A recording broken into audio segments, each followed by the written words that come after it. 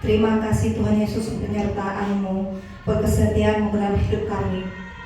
Kami bersyukur kami sudah memuji memuliakan nama-Mu. Kami percaya ketika nama-Mu dimuliakan, hadirat-Mu ada di tengah-tengah kami. Hadirat-Mu di tengah-tengah kami. Kami percaya segala pergumulan kami, Engkau punya jalan keluarnya. Kami pulang tidak sama seperti kami datang. Kami boleh pulang membawa segala jawaban dari pergumulan kami. Bahkan kami pulang dengan membawa sukacita yang berasal dari-Mu. Kalau sebentar kami akan mendengarkan kebenaran firman-Mu, berapi hamba-Mu yang Kau menyampaikan, biarlah apa yang hamba-Mu sampaikan adalah isi hati yang Kau sampaikan kepada kami. Bahkan kami, Engkau urapi juga pribadi lewat pribadi, agar apa yang difirmankan, apa yang kami dengar, kami boleh menjadi pelaku-pelaku firman itu. Kami boleh memuliakan, memuji nama-Mu di sepanjang hidup kami. Terima kasih Tuhan Yesus. Kami siap menyambut firman-Mu hanya dalam nama Yesus Kristus. Haleluya, amin.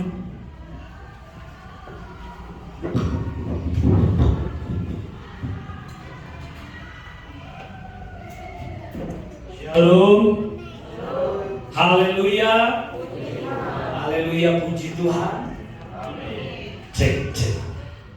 Salam sejahtera di dalam kasih Tuhan Yesus Kristus. Saya bersyukur, terima kasih kepada Tuhan. Cek.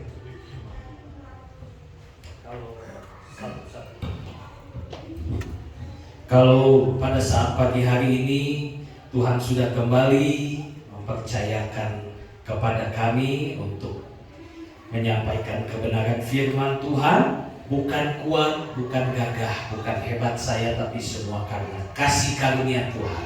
Dan juga saya berterima kasih kepada Bapak Ibu Gembala di tempat ini yang sudah kembali mempercayakan kepada saya untuk menyampaikan kebenaran firman. Saudara siap dengan firman Tuhan? Siap?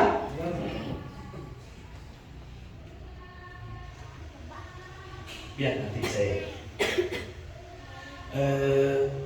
kalau saudara lihat gambar ini, kira-kira menurut saudara apa yang digambarkan di dalam gambar ini?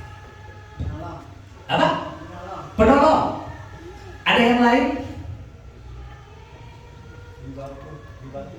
Dibangkitkan. Betul. Terus ada lagi yang lain? Kalau saudara lihat gambar ini, kira-kira apa kejadiannya? Hebat. Yang pasti ada yang jatuh. Di sini kita melihat ada yang menolong. Sekarang pagi hari ini kita mau belajar satu hal, bangun dan berjalan lagi. Sekarang saya mau tanya bagi saudara, siapa di sini selama perjalanan hidup saudara tidak pernah jatuh? Ada. Bahkan dari bayi pun kita yakin semua, apalagi yang baru belajar jalan, pasti pernah jatuh. Dalam kehidupan kerohanian pun, di dalam kekristenan pun, saudara mau Kristen, mau bukan, mau agama apapun, pasti pernah mengalami kejatuhan. Betul? Setuju? Tidak ada yang sempurna. Hanya satu yang tercatat di bumi ini, hanya Yesus yang tidak pernah terjatuh ke dalam pencobaan, dalam dosa. Jadi, saudara, kita lihat, ini adalah orang yang jatuh.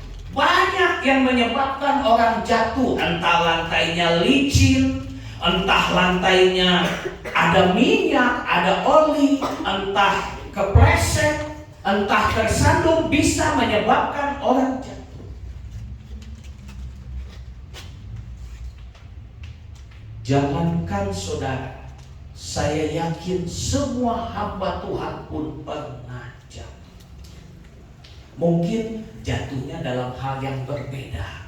Jatuh itu tidak harus selalu berbicara jatuh ke dalam persinahan, jatuh ke dalam, bisa aja saudara jatuh karena kepleset. Bisa jatuh karena kebangkrutan, bisa jatuh karena kegagalan, banyak. Tapi ada satu ayat firman Tuhan dikatakan, Sungguh luar biasa. Kita baca bersama-sama ayatnya, dikatakan tidak ada orang yang tidak ada orang yang tidak pernah jatuh. Kita semua sudah setuju. Artinya semua orang sudah pernah jatuh. Nah, ini kita baca 1, 2, 3. Tuhan menetapkan langkah-langkah orang yang hidupnya berkenan kepadanya. Apabila ia jatuh, tidaklah sampai tergeletak, sebab Tuhan menopang tangannya. Amin. Ini firman Tuhan yang menjadi dasar setiap hidup kita. Dikatakan di situ apabila ia jatuh, berarti ada kemungkinan semua orang bisa jatuh. Tapi yang menjadi penghiburan dikatakan tidak sampai ia tergeletak, sebab tangan Tuhan yang menopang. Saudara, mungkin saudara belum tahu. Ada yang mungkin saudara sedang duduk-duduk, ternyata saudara jatuh ke dalam dosa. Ada yang tidak kemana-mana, dia diam di kamar tapi dia jatuh ke dalam dosa. Ada. Bahkan Yesus pernah ngomong, jikalau kamu mengingini seorang wanita, itu sudah berzina, belum ngelakuin. Nah, jadi kejatuhan itu banyak macamnya, saudara. Tidak ada orang yang hebat, tidak ada orang yang kuat. Pendeta besar pun ada yang jatuh. Mungkin saya pernah dicerita di sini. Di Amerika ada satu pendeta yang besar. Pelayanan televisinya begitu luas, gerejanya besar sekali, jemaatnya ribuan. Tapi dia jatuh. Jatuh apa? Karena wanita. Makanya suka ada kita dengar, hati-hati dengan 3 tak. Harta, tahta, dan wanita. Itu yang bisa membuat seseorang jatuh. Makanya kita harus mengerti, paham, kalau ada tangan Tuhan, Tuhan tidak pernah membiarkan kita sampai tergeletak. Saudara, inilah kalau saudara lihat gambarnya, enak gak? Ada gak jatuh yang enak? Ada. Jatuh cinta. Itu mah pasti enak, saudara. Kalau saudara yang pernah mengalaminya, pasti senyum. Kalau yang belum pernah jatuh cinta, saudara nggak akan tertawa karena belum ngerasain gimana jatuh cinta, gimana jantung itu. Bagi yang sudah pasti betul itu, Pak. Biarpun saudara yang sudah berusia lanjut, ketika usia muda kan pasti mengalami, aduh ada yang ngedeketin aku, Saya aja kadang-kadang yang sudah berumur, kadang-kadang kalau bicara jatuh cinta itu, kalau cerita cinta, kadang-kadang lihat drama Korea, wah saudara, kadang-kadang hati ini, opa, bukan opa tua tapi opa Korea, saudara, ganteng kan? Nah makanya kita lihat kejatuhan itu gak enak. Bicara tentang jatuh mempunyai arti, yaitu keadaan yang tidak menyenangkan karena pasti ada di bawah posisinya dan seringkali menyakitkan. Cuman tadi jatuh cinta yang enak, jatuh hati itu enak. Namanya jatuh begini, dijamin pinggang serasa patah, kadang-kadang mesti masuk rumah sakit gara-gara jatuh. Dan salah satu musuh terbesar orang yang lanjut usia jatuh. WC itu salah satu musuh terbesar para orang tua. Makanya hati-hati saudara yang sudah lanjut usia harus bisa menjaga diri. Kalau ada jalan licin jangan dilewati, jangan kayak anak muda perosotan jangan saudara, patah pinggang nanti.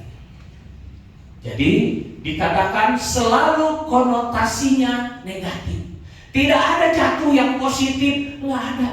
Semua jatuh pasti negatif. Semua jatuh mengandung kesakitan, kecuali satu itu.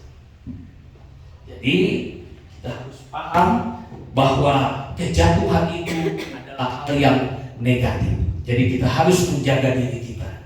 Dan ingat, di sini dikatakan mengapa orang bisa jatuh.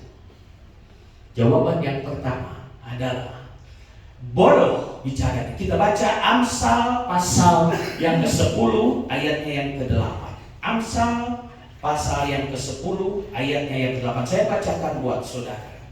Siapa bijak hati memperhatikan perintah, tetapi siapa bodoh bicaranya akan jatuh.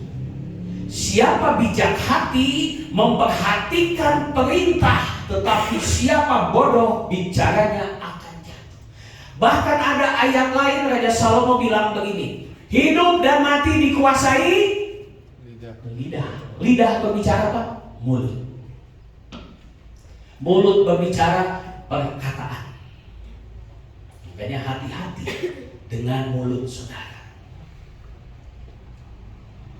Hidup dan mati dikuasai lidah. Siapa suka menggemakannya akan memakan buahnya. Kalau engkau akan mau mendapatkan yang baik, perkatakan yang baik. Makanya saudara, betapa penting kita menjaga mulut ini.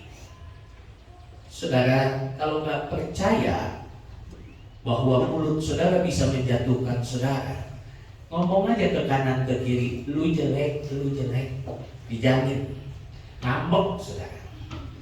Suami istri aja, seandainya kalau ngomong yang nggak baik, coba istri saudara atau suami saudara dibalas, lu mah jelek, lu pendek, gendut, hidup lagi. Wah, saudara, dijamin perang Vietnam, bukan perang Ukraina sekarang. Betul apa betul? Jadi mulut saudara dapat membuat kita jatuh. Makanya kita harus menjaga mulut kita. Yang kedua, apa yang membuat orang bisa jatuh? Yaitu karena kefasikan. Amsal 11 ayatnya yang ke-5, saya bacakan juga buat saudara. Jalan orang tak bercela diratakan oleh kebenarannya, tetapi orang fasik jatuh karena kefasikannya. Fasik itu berbicara jahat, berbicara kelakuan buruk, berbicara hal yang negatif, itu fasik. Makanya kalau saudara berlaku jahat, berlaku buruk, saudara pasti lambat laun pasti jatuh.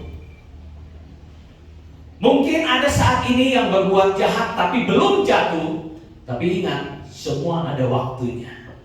Sepandai-pandainya tupai melompat, akhirnya jatuh juga. Sehebat-hebatnya saudara dan saya menyembunyikan pelanggaran, menyembunyikan kejahatan, satu waktu ketahuan, satu waktu. Sehebat-hebatnya saudara menyembunyikan, menutupi kebusukan, satu kali akan tercium, akan kelihatan, akan nampak. Makanya hati-hati. Makanya Tuhan gak suka sama kefasikan, Tuhan gak suka sama kejahatan. Hal yang ketiga, apa yang membuat kita jatuh? Kekayaan. Saudara, kenapa? Coba saudara, pernah gak dengar orang pengen kaya nyumbang? Orang pengen kaya datangi tempat-tempat tertentu, ke gunung-gunung tertentu karena ingin kaya. Padahal saudara gak tahu, justru dengan begitu saudara menukar, ada sesuatu yang ditukar, dan itu kadang-kadang lebih berharga dari apa yang saudara dapatkan. Makanya firman Tuhan katakan begini, jangan bersusah payah untuk menjadi kaya. Berkat Tuhanlah yang menjadikan kaya. Artinya semua dari Tuhan. Kalau Tuhan tidak izinkan, saudara nggak akan bisa kaya. Biar saudara kerja tidak ada berhenti, 24 jam full time, non-stop terus. Tapi kalau Tuhan nggak izinkan saudara jadi kaya, tidak. Biar tulang dibanting-banting, tuh kerja membanting tulang, saudara nggak akan jadi kaya.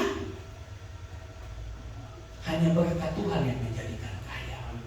Makanya kita nggak boleh sombong. Itu kejatuhan manusia tadi, harta, tahta, wanita. Makanya hati-hati. Jadi saudara, inilah itulah yang membuat manusia jatuh. Ada yang karena ingin menjadi kaya, dia pindah kepercayaan, dia jual imannya. Hati-hati. Kaya sesaat tapi nantinya habis. Makanya hati-hati, berkat bisa jadi kutuk karena apa? Kekayaan ini. Ingat, yang keempat dikatakan apa yang membuat manusia jatuh? Sombong. Malaikat Tuhan aja jatuh karena kesombongan. Dulu pemimpin pujian di surga yang bernama Lucifer itu jatuh karena sombong, karena dia ingin, dia cuma ngomong, aku hendak naik ke tahta Allah yang maha tinggi, aku hendak menyamai yang maha tinggi. Bayangin saudara, disitulah Tuhan jatuhkan malaikat. Makanya karena kesombongan saudara bisa jatuh. Hati-hati. Mungkin saudara punya sekarang segalanya, punya uang yang banyak, punya properti yang banyak, punya segala-galanya. Tapi ingat, semuanya dari Tuhan. Jangan sombong. Ketika kita sombong, itu awal kejatuhan kita. Kita baca ayatnya di dalam Amsal 16 ayat yang ke-18. Amsal 16 ayat yang ke-18 saya bacakan buat saudara. Kecongkakan, ini berbicara kesombongan, mendahului kehancuran, dan tinggi hati ini juga ada relasi dengan kesombongan, mendahului kejatuhan. Jadi kalau saudara sekarang memiliki apapun, katakan dalam hidup saudara, ini dari Tuhan. Amin. Jangan sombong. Wah, ini hasil kerja keras, betul. Tapi kalau bukan Tuhan izinkan, saudara tidak akan punya, saudara tidak akan memiliki. Dan ingat, Tuhan benci sama orang sombong. Bahkan ada 4 yang Tuhan benci, ada beberapa hal yang Tuhan benci. Salah satunya mata sombong. Lihat saudara, nggak ada yang sombong matanya kedip-kedip, nggak ada. Yang sombong pasti berotot. Cara memandang orang aja udah beda. Kalau yang kedip-kedip begitu, itu mah perempuan. Saudara itu tahu bahasa Yunani? Artinya apa? Kelilipan. Jadi jangan sombong. Kita ini datang ke dunia nggak bawa apa-apa, pulang juga nggak bawa apa-apa. Makanya jangan sombong, saudara. Sebab apa yang kita miliki semuanya karena Tuhan, dari Tuhan, dan sebetulnya untuk kemuliaan nama Tuhan. Hal yang kelima, kenapa orang bisa jatuh? Karena tidak setia. Amsal 17 ayatnya yang ke-20. Kok hilang? Orang yang serong hatinya tidak akan mendapat kebahagiaan. Orang yang memutar balik lidahnya akan jatuh ke dalam celaka.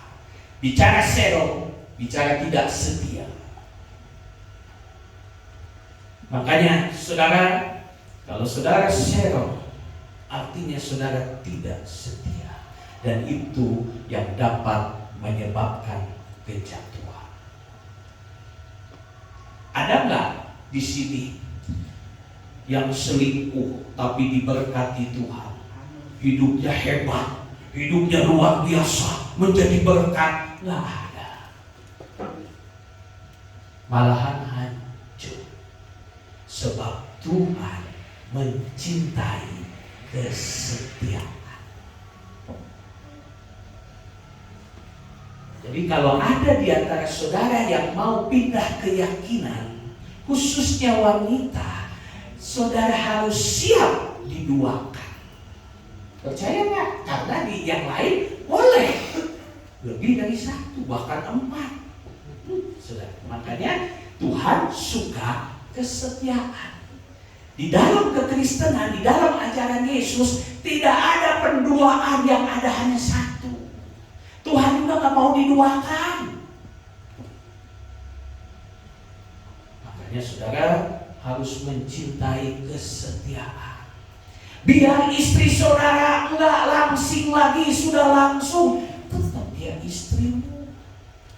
Waktu saya pertama menikah, istri saya beratnya 45 kilo. Aduh, udah kecil, mungil lagi, imut-imut.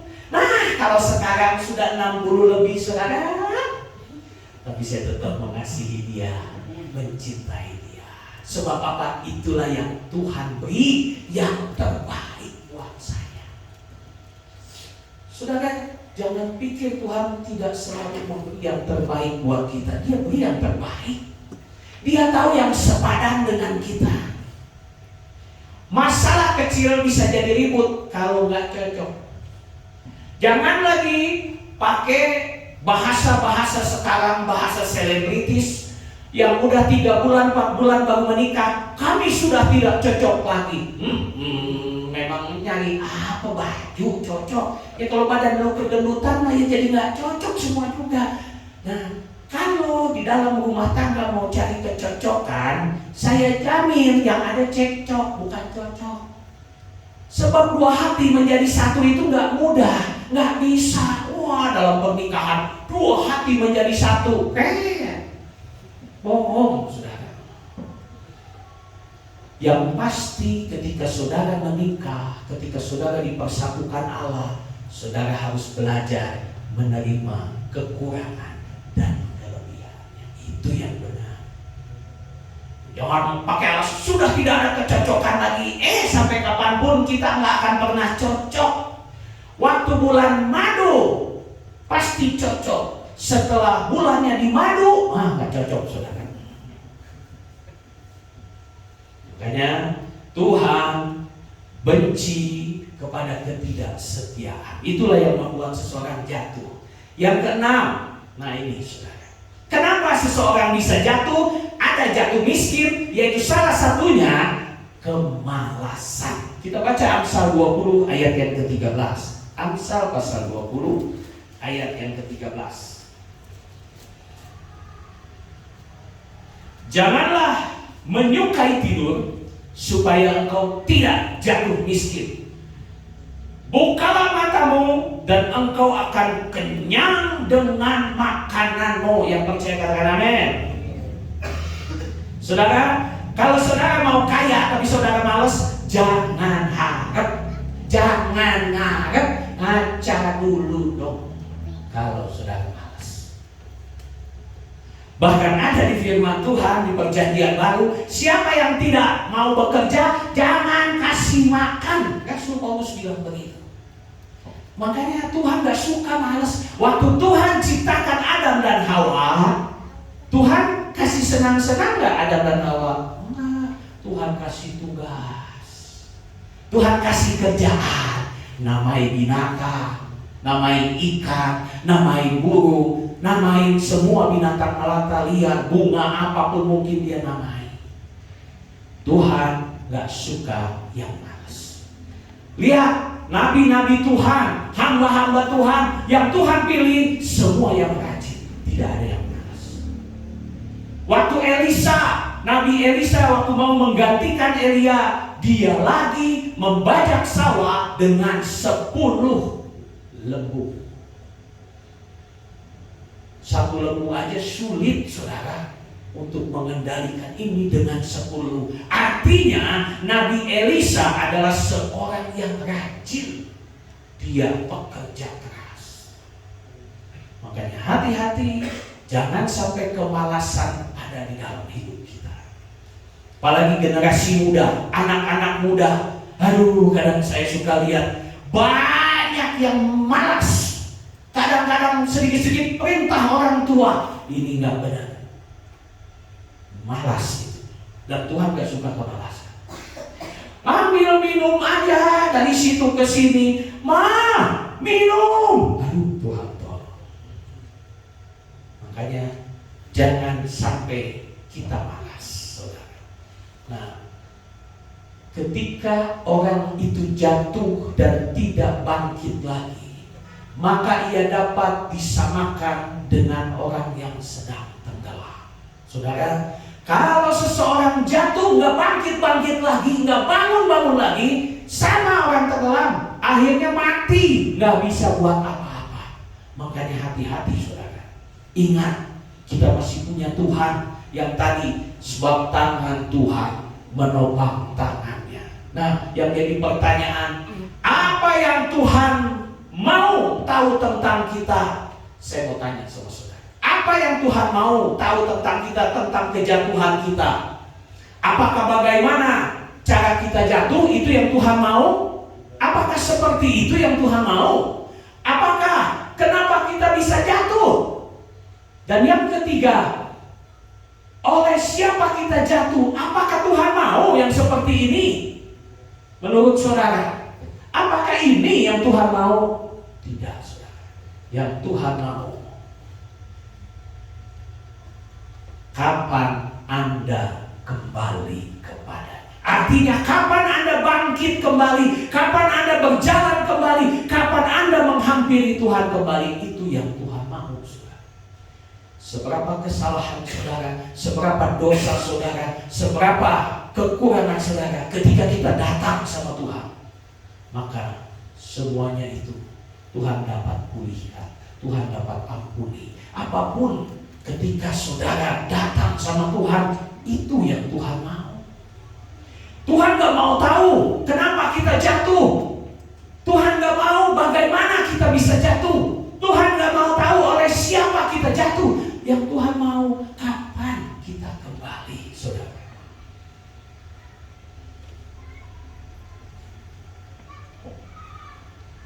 Dan bagaimana cara orang yang terjatuh itu dapat bangkit kembali kepada Tuhan? Yang pertama, saudara, kita mau belajar dari Nabi Daud. Satu, dia akui.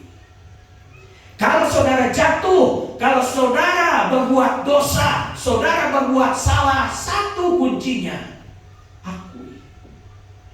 Mengaku. Jangan bela diri, jangan alibi, pembelaan diri yang dikedepankan, jangan merasa nggak salah. Nah, ini yang salah sebetulnya. Kalau saudara salah, akui aja.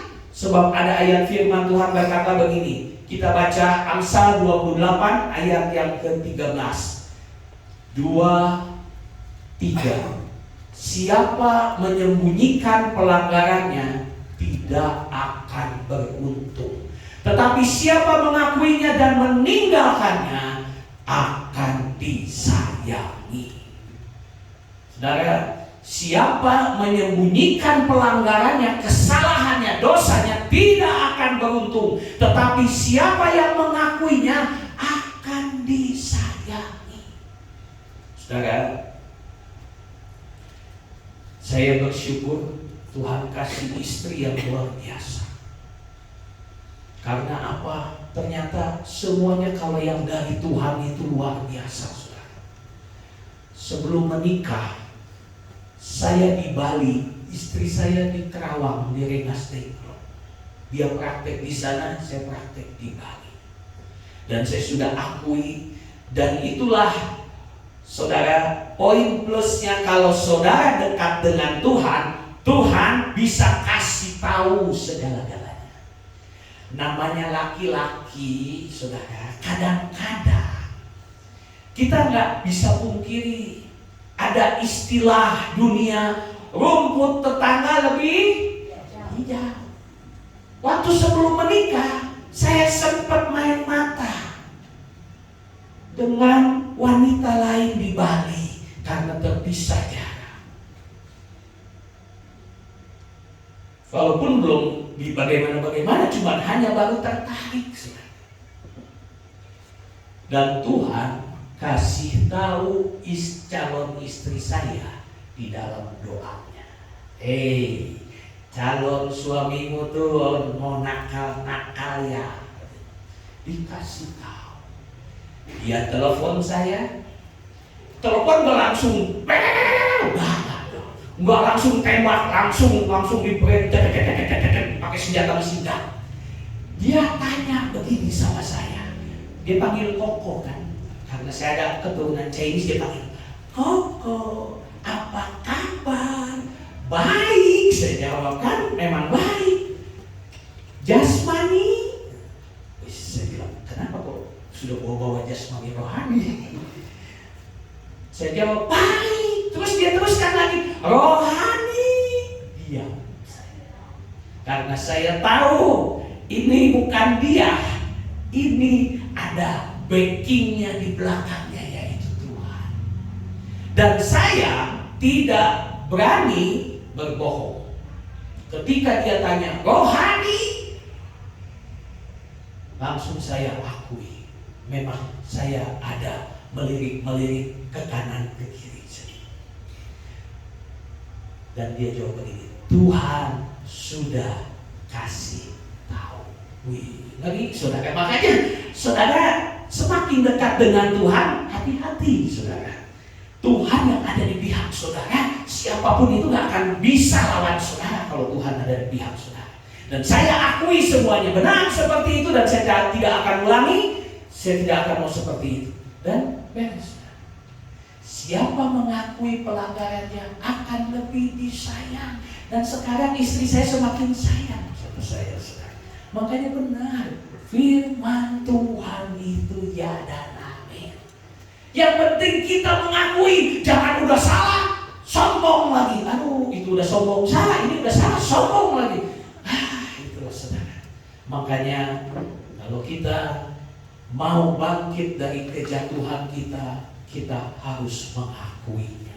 Dan yang kedua, saudara, sadar diri bahwa kita sudah salah dan perlu pengampunan Bapa. Saudara ingat kisah anak bungsu, kisah ingat anak terhilang. Ini anak yang paling bedegong kalau bahasa Yunani kuno, paling kurang ngajar.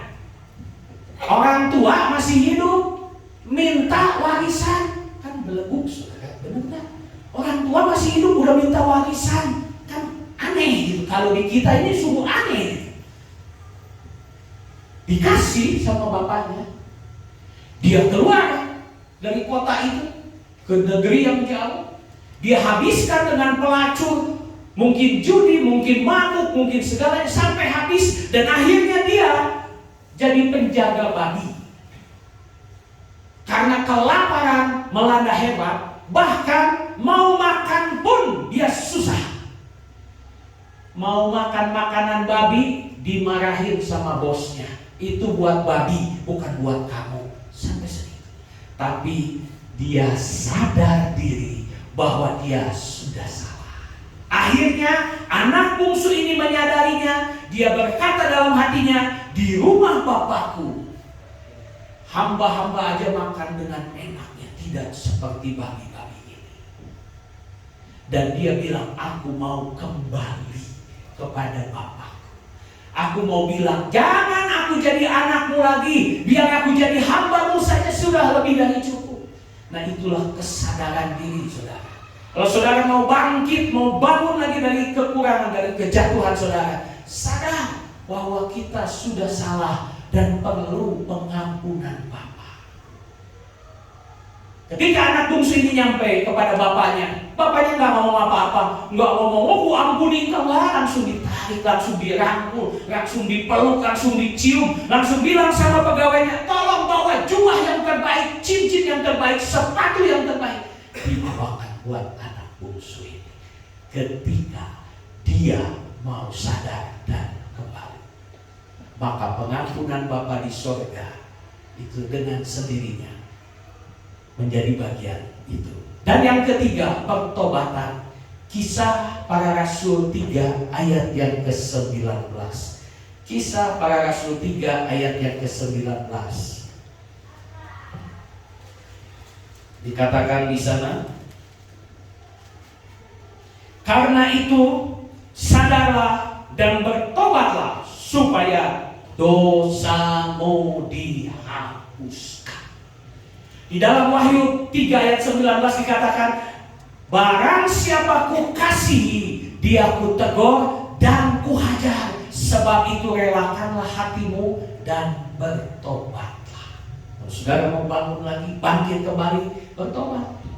Bertobat itu bukan hanya sekali, Tapi setiap hari, setiap kali kita salah, kita harus bertobat. Sebab tidak ada manusia yang sempurna. Dan Tuhan mengampuni dosa kita itu bukan yang masa lalu, tapi masa sekarang dan masa yang akan datang. Kenapa saya katakan ini? Karena kalau Tuhan mengampuni masa lalu dan masa sekarang, kalau masa yang akan datang, Yesus harus turun lagi ke dunia, harus mati lagi di kayu salib. Tuhan ketika di atas kayu salib dia katakan sudah selesai, semuanya dia selesaikan. Tapi bukan berarti kita boleh bebas berbuat dosa, tidak. Walaupun dosa yang akan datang Tuhan sudah ampuni, kita harus bertobat setiap hari. Nah itu saudara. Jadi dikatakan, nah yang keempat, hidup dalam kebenaran. Injil Yohanes pasal 8 ayatnya yang ketiga dikatakan begini.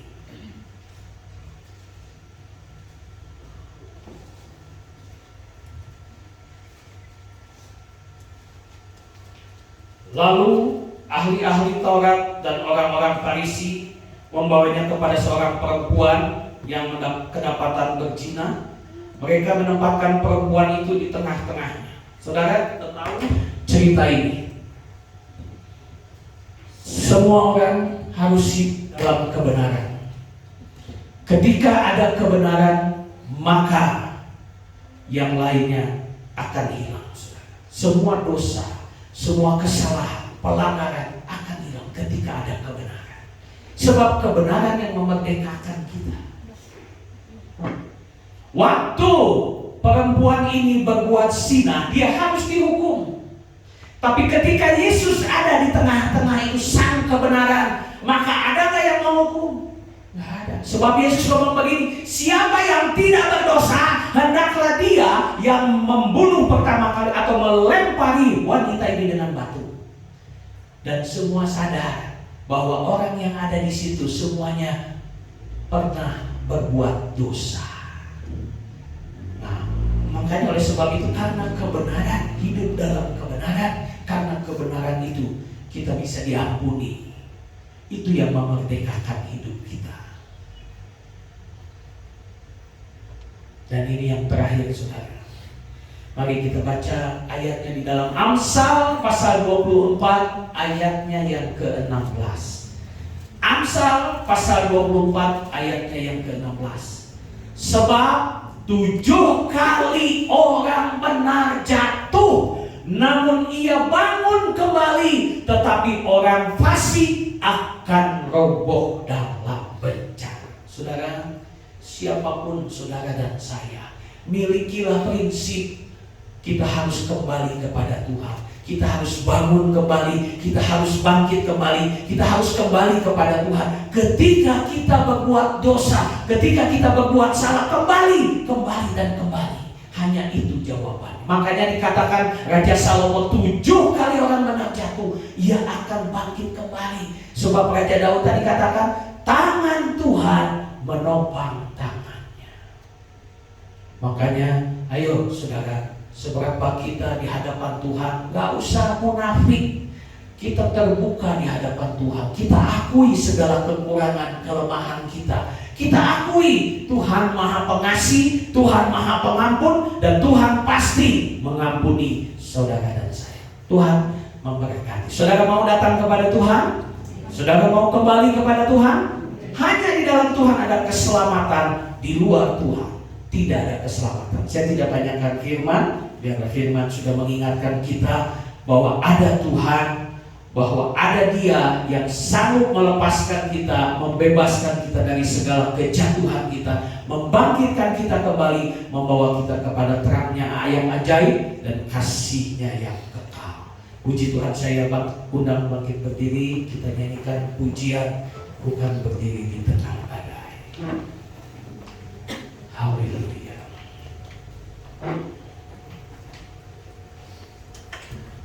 Terima kasih Tuhan. Haleluya. Engkaulah perisaiku. Yesus, terima kasih. Haleluya. Ini kami Tuhan.